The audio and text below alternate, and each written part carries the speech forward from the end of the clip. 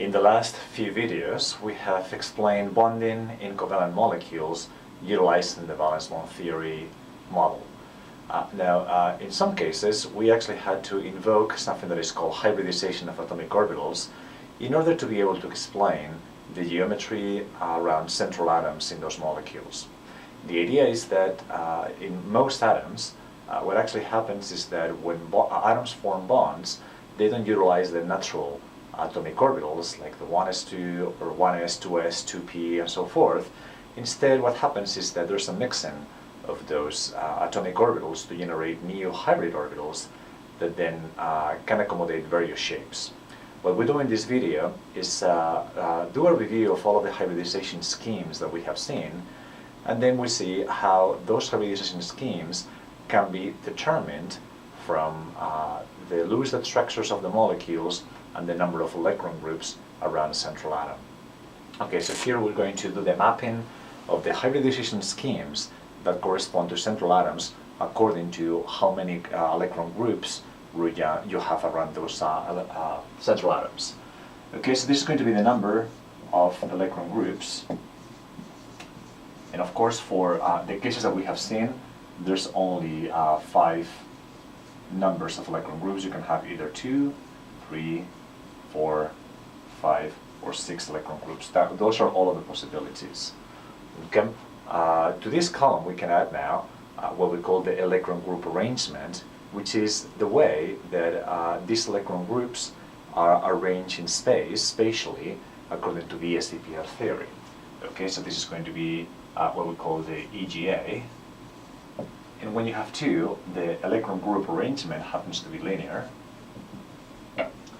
Then if you have 3 electron groups around the central atom, that is going to be trigonal planar.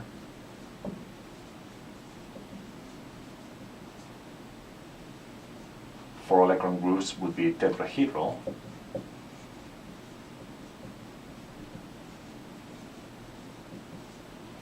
Five electron groups will be trigonal bi-pyramidal.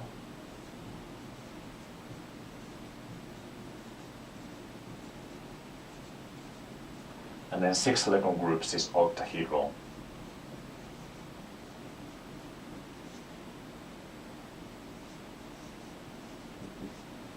Okay, so now what we do is disconnect these arguments that come from Lewis dot structures in VSEPR theory, and then connect it to what type of hybridization you need to have in those atoms that have these electron groups and these electron group arrangements in order to be able to explain the bonding and reconcile these shapes. Okay, so this is going to be the hybridization scheme.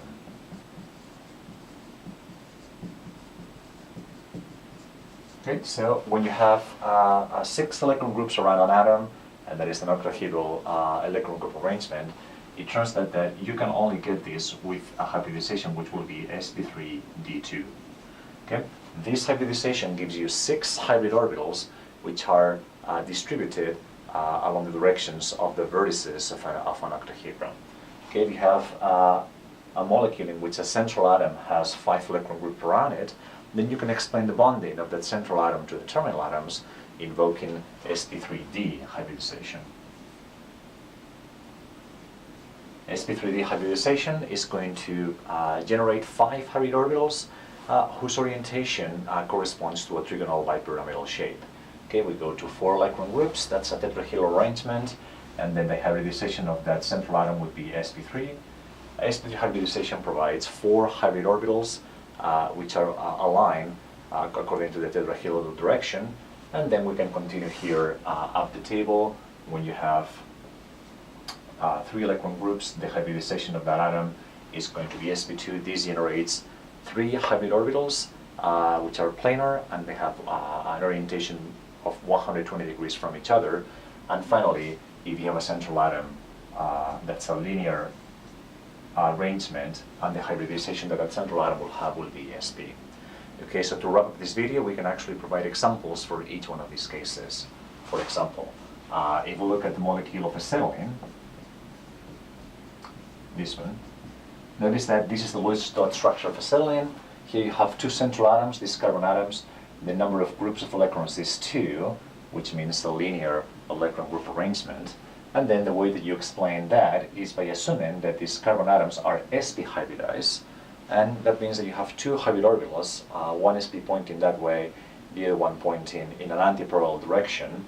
Okay, and that gives a sigma bond between those carbon atoms, and then a sigma bond with the H atoms, sigma with the H atoms, and then these pi bonds right here correspond to overlaps of the anhybrid 2p orbitals. Okay, following on there, we can come up with an explanation or an example for a molecule in which the central atoms are sp2 hybridized, and this would be the example.